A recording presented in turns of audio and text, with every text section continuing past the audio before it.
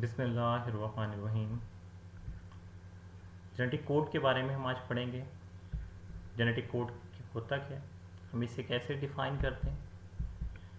Genetic code is a combination of 3 nucleotides which specify a particular amino acid. 3 nucleotides का combination है, एक sequence होता है। अब न्यूक्लियोटाइड्स क्या हैं, किसके यूनिट्स हैं? डीएनए के।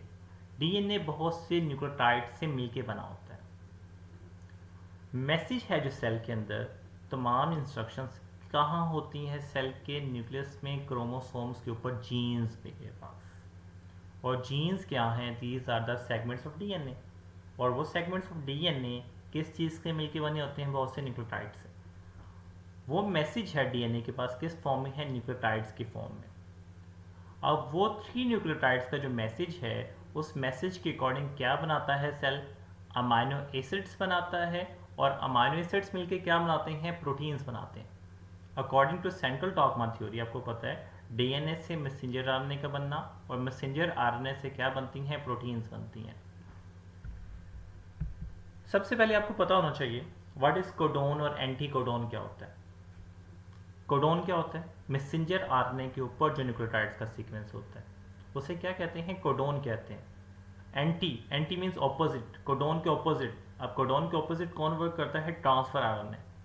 ट्रांसफर आरएनए के ऊपर जो सीक्वेंस होता है न्यूक्लियोटाइड का, उसे क्या कहते हैं? एंटी कोडोन कहते हैं।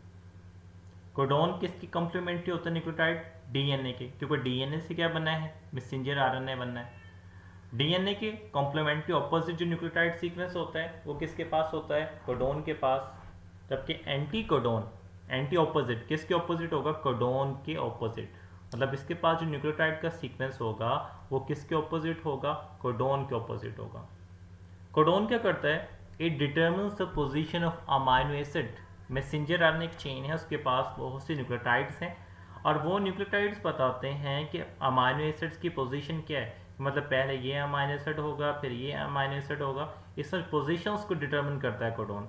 जबकि एंटी कोडोन क्या करता है? उस मैसेज को ट्रांसलेट करके उसके अकॉर्डिंग क्या लेके आता है? अमाइनो एसिड्स को लेके आता है। एक मैसेंजर आरएनए के पास बहुत से कोडोन्स होंगे, क्योंकि एक चेन है लॉन्ग, उसके ऊपर बहुत से कोडोन्स होंगे जो डिफरेंट अमाइनो एसिड्स को रिप्रेजेंट करते हैं। जबकि एंटी कोडोन, एक ट्रांसफर आरएनए के पास सिर्फ एक ही एंटी कोडोन होता है। सबसे पहले क्वेश्चन राइज करता है, how many nucleotides in codon? हमें कॉम्बिनेशन ऑफ 3 न्यूक्लियोटाइड्स हमने बता दिया कि क्या होता है genetic code, combination of 3 nucleotides. लेकिन 3 न्यूक्लियोटाइड्स के कॉम्बिनेशन की ज़रूरत क्यों पेश आई? क्या आपको पता है कि हमारे ह्यूमन बॉडी के अंदर 20 डिफरेंट अमाइनो एसिड्स हैं जो मिलके क्या बनाते हैं? प्रोटीन्स बनाते हैं। वैसे 170 अमाइनो एसिड्स हैं हमारी बॉडी में, कितने हैं? 20 अमाइनो एसिड्स हैं। 10 एसेंशियल होते हैं और 10 नॉन एसेंशियल होते हैं, जो बॉडी के अंदर प्रिपेयर कर लेते हैं उन्हें नॉन एसेंशियल कहते हैं। जो बाय फूड हम हासिल करते हैं उसे एसेंशियल कहते हैं। और वो अमाइनो एसिड्स हमें चाहिए, वो जो प्रोटीन बनाते हैं, जो हमारी ग्रोथ और फंक्शनिंग के लिए ज़रूरी हैं। तो मीन्स हम न्यूक्लियोटाइड्स का जो है कोडोन में, इस सीक्वेंस में, इस कॉम्बिनेशन में होने चाहिए कि वो कितने अमाइनो एसिड्स को बनाएं? 20 अमाइनो एसिड्स को बनाएं। अगर कोडोन हम बनाते हैं एक न्यूक्लियोटाइड का, कितने न्यूक्लियोटाइड है हमारे पास? 4 हैं डिफरेंट। तो हर एक न्यूक्लियोटाइड का जो कोडोन कितने अमाइनो एसिड्स बनाएगा? 4 अमाइनो एसिड्स। हमें कितने चाहिए? 20 चाहिए। तो हमारी जो डिज़ायर्ड रेशियो है अमाइनो एसिड की, वो हमें नहीं मिलती, डिज़ायर्ड क्वांटिटी नहीं मिल रही। तो सेकंड स्टेप क्या था? अगर फर्दर से इंक्रीज कर दिया जाए, अगर कोडोन बनाया जाए 2 न्यूक्लियोटाइड्स का, देन ये डिफरेंट कोडोन बनाए हुए हैं हर किसी का, अगर 2 के सीक्वेंस कॉम्बिनेशन में बनाते हैं, तो टोटल अमाइनो एसिड्स कितने मिल रहे हैं हमें? 16 अमाइनो एसिड्स मिल रहे हैं। मतलब हर ये एक अमाइनो एसिड को रिप्रेजेंट कर रहा है, हर एक अमाइनो एसिड को क्या कर रहा है? रिप्रेजेंट कर रहा है। हमें कितने अमाइनो एसिड्स चाहिए? 20 चाहिए। तो हमारी फिर भी जो रिक्वायर्ड है अमाइनो एसिड्स, वो उससे भी पूरे नहीं होते। तो नेक्स्ट क्या है? अगर न्यूक्लियोटाइड्स हैं जो कोडोन में 3 के कॉम्बिनेशन में हो, मतलब 3 न्यूक्लियोटाइड्स मिलके कोडोन बनाएं, तो हमारे पास 64 डिफरेंट कॉम्बिनेशंस मिलते हैं। और हमारे अमाइनो एसिड्स कितने चाहिए हमें? 20।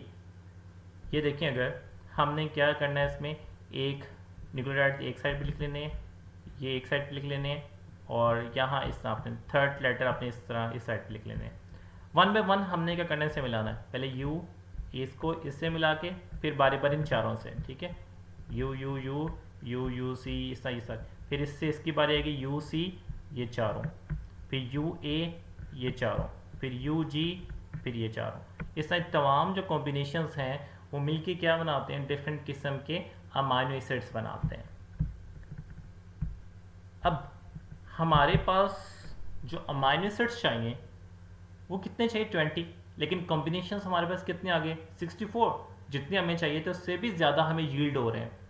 तो इसे कहते हैं degeneracy of genetic code. Degeneracy mean अगर एक अमाइनो एसिड को एक से ज़्यादा 2, 3 या 4 कोडोन्स रिप्रेजेंट करें उसे क्या कहते हैं, degeneracy of genetic code. Means amino acids हमें थोड़े चाहिए, 20 चाहिए, लेकिन जो हमें कॉम्बिनेशंस कितने मिले, 64 ज़्यादा मिले हैं।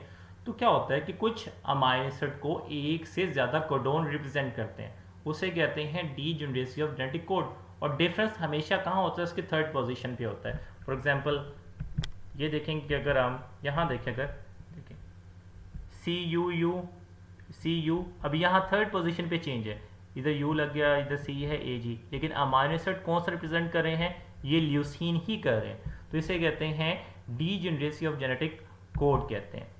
अब जो डीजेनरेसी होती है जेनेटिक कोड की, ये दो किस्म की होती है। एक होती है 4 फोल्ड डीजेनरेसी और एक होती है 2 फोल्ड डीजेनरेसी। 4 नाम से लग रहा है, मीन्स एक अमाइनो एसिड है, उस अमाइनो एसिड को 4 कोडोन रिप्रेजेंट करें। If any nucleotide at its third position specify the same amino acid, एक ही अमाइनो एसिड है और उसके जो थर्ड पोजीशन पे चेंज आने की वजह से, ये देखें ल्यूसीन को एक ही, ये 4 कोडोन है, ये 4 फोल्ड डीजेनरेसी है, ल्यूसीन की 4 फोल्ड है, ये वेलाइन है इसकी भी 4 फोल्ड है, क्योंकि 4 ये जो हैं अमाइनो कोडोन्स हैं एक ही अमाइनो एसिड को क्या करें हैं, रिप्रेजेंट करें। ये भी 4 फोल्ड है, सिराइन, प्रोलाइन है, थ्योरनाइन है, एलानाइन है, ये सब क्या है, 4 फोल्ड डीजेनरेसी है। 4 फोल्ड में क्या होता है कि 4 जो हैं कोडोन एक ही अमाइनो एसिड को क्या कर रहे हैं, रिप्रेजेंट कर रहे हैं।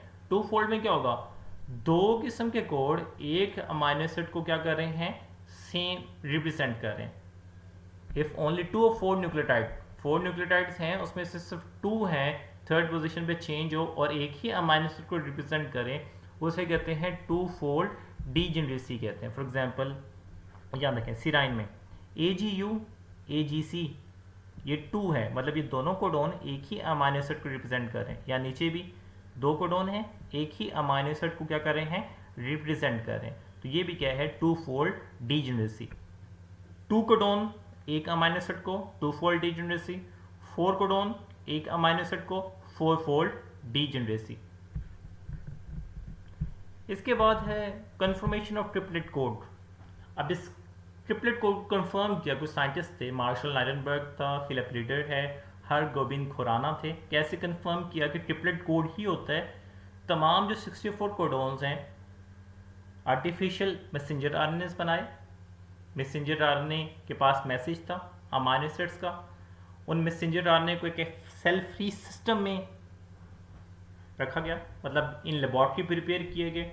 इन लेबॉर्ट्री उन्हें तमाम रिक्वायरमेंट्स प्रोवाइड की गई। फॉर एग्जांपल एस्कोरिशिया जो ई कोलाई है उसका साइटोप्लाज्म एक्सट्रैक्ट किया गया, तमाम मशीनरी जो प्रोटीन सेंसेस के लिए चाहिए इन लेबॉर्ट्री।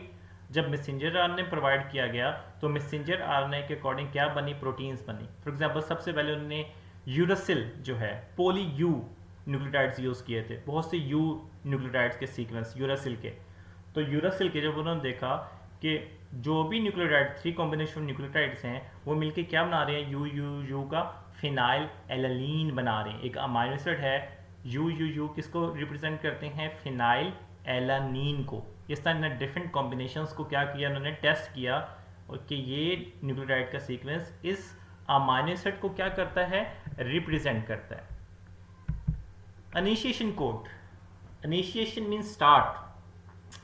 अब जीन के पास मैसेज है, अब जहाँ से वो मैसेज स्टार्ट हो रहा है उसे क्या कहते हैं, इनिशिएशन कोड कहते हैं। मतलब जहाँ से ट्रांसलेशन ने स्टार्ट होनी है और एक स्पेसिफिक सीक्वेंस होता है ज़्यादातर, जिसे कहते हैं AUG। जब भी ट्रांसलेशन स्टार्ट होगी किस सीक्वेंस से होगी? इस सीक्वेंस से AUG, जो किस अमाइनो एसिड को रिप्रेजेंट करता है? मेथियोनीन को। कुछ कोडोन्स होते हैं नॉनसेंस कोडोन्स, नॉनसेंस जिनकी कोई सेंस नहीं है, मींस ऐसे कोडोन्स जो किसी भी अमाइनो एसिड को रिप्रेजेंट नहीं करते, उन्हें कहते हैं नॉनसेंस कोडोन्स कहते हैं। फॉर एग्जांपल UAA, UAG और UGA, ये 3 अमाइनो एसिड्स ऐसे कोडोन्स हैं जो किसी भी अमाइनो एसिड को रिप्रेजेंट नहीं करते। इसके बाद है स्टॉप कोडोन। अब जो नॉनसेंस कोडोन्स हैं उन्हें स्टॉप कोडोन भी कहते हैं, क्योंकि जहां ट्रांसलेशन खत्म होनी है वहां कौन से कोडोन्स होंगे? स्टॉप कोडोन होंगे। जीन्स के स्टार्ट पे स्टार्ट कोडोन होंगे, जीन के एंड पे कौन से कोडोन होंगे? स्टॉप कोडोन होंगे। जो नॉनसेंस कोडोन हैं उन्हें ही क्या कहते हैं? हम स्टॉप कोडोन कहते हैं। फॉर एग्जांपल ये 3 कोडोन्स हैं, UGA, UAG और UAA। इसके बाद यूनिवर्सलिटी ऑफ कोडोन। जो जेनेटिक कोड है, कोडोन है, यूनिवर्सल है। यूनिवर्सल मीन्स तमाम ऑर्गेनिजम्स, तमाम सेल में क्या है? सेम है, same in all organisms. For example यहाँ देखें, एक कोडोन है AGA, ये कौन से अमाइनो एसिड को बना रहा है? आर्जिनिन को। तो जब भी ये जेनेटिक कोड होगा तमाम ऑर्गेनिज्म में ये कौन से अमाइनो एसिड को फॉर्म करेगा? आर्जिनिन को ही फॉर्म करेगा। ह्यूमन में, बैक्टीरिया में और तमाम ऑर्गेनिज्म में AGA हमेशा किसे फॉर्म करेगा? आर्जिनिन अमाइनो एसिड को। अब इसकी सिग्निफिकेंस क्या है कि अगर यूनिवर्सल होगा जेनेटिक कोड, इसका क्या सिग्निफिकेंस है? तो जीन्स अगर हम लेते हैं एक ऑर्गेनिज्म से दूसरे ऑर्गेनिज्म में ट्रांसफर कर देंगे तो जीन्स उसकी क्या होगी? सेम। नए होस्ट में जाके भी वो सेम उसी तरह उसकी क्या होगी? पहले उसकी ट्रांसक्रिप्शन होगी, देन उसकी क्या होगी? ट्रांसलेशन होगी, क्योंकि तमाम जो मैसेज है वो क्या है? सेम है। उसने क्या बनाना है? आर्जिनिन ने ही बनाना है। तो जीन्स हम ट्रांसफर कर सकते हैं एक ऑर्गेनिज्म से दूसरे ऑर्गेनिज्म में, और जीन दूसरे ऑर्गेनिज्म में जाके भी वैसे ही अपने आप को क्या करेंगे? एक्सप्रेस करेंगे। लेकिन कुछ जगह पे जाके हम जेनेटिक कोड, जब माइटोकॉन्ड्रिया का ऑब्जर्व किया गया, माइटोकॉन्ड्रियल DNA को देखा गया, तो ये कहा गया कि जेनेटिक कोड है यूनिवर्सल नहीं है। क्यों नहीं है? फॉर एग्जांपल कुछ कोडोन्स हैं। अब कौन कौन से कोडोन्स हैं? UGA, ये कोडोन तमाम ऑर्गेनिज्म में क्या है? ऐसे स्टॉप कोडोन के तौर पे काम करते हैं। लेकिन जो माइटोकॉन्ड्रिया है इसमें ये कैसे काम करते हैं? अमाइनो एसिड को बना रहे हैं। कौन से अमाइनो एसिड को? ट्रिप्टोफैन को। इसी तरह एक कोडोन है AUA, ये तमाम ऑर्गेनिज्म में किसे फॉर्म कर रहा है? आइसोल्यूसिन को। लेकिन माइटोकॉन्ड्रिया में ये आइसोल्यूसिन को फॉर्म नहीं करता अमाइनो एसिड को, बल्कि किसे फॉर्म करता है? मेथियोनिन को। इसी तरह एक कोडोन है AGG, ये तमाम ऑर्गेनिज्म में किसे फॉर्म कर रहा है? आर्जिनिन को। लेकिन माइटोकॉन्ड्रियल जो DNA है ये ऐसे क्या काम कर रहा है? स्टॉप कोडोन के। तो इस बेस पे हम कह सकते हैं कि जेनेटिक कोड है कुछ हद तक यूनिवर्सल है, ज़्यादा हद तक, कुछ हद तक यूनिवर्सल नहीं है। तमाम जो जेनेटिक कोड्स हैं 2-fold डीजेनरेसी शो करते हैं और 4-fold डीजेनरेसी शो करते हैं। सिर्फ 2 अमाइनो एसिड्स हैं वो हैं जो सिर्फ एक ही कोड से रिप्रेजेंट किए जाते हैं। फॉर एग्जांपल अगर यहाँ देखें, अगर हम कौन कौन से अमाइनो एसिड्स हैं जो एक ही कोड से रिप्रेजेंट हो रहे हैं, एक है ट्रिप्टोफैन UGG, ये सिर्फ इसका एक ही कोडोन है, और एक है मेथियोनिन, ये से हमेशा किससे रिप्रेजेंट करते हैं? AUG से ही। बाकी सब में 2-fold डीजेनरेसी है और क्या है? 4-fold डीजेनरेसी है। अगर अभी तक आपने इस चैनल को सब्सक्राइब नहीं किया तो अभी इस चैनल को सब्सक्राइब करें और लेटेस्ट वीडियोस के लिए बेल आइकन का बटन दबाएं।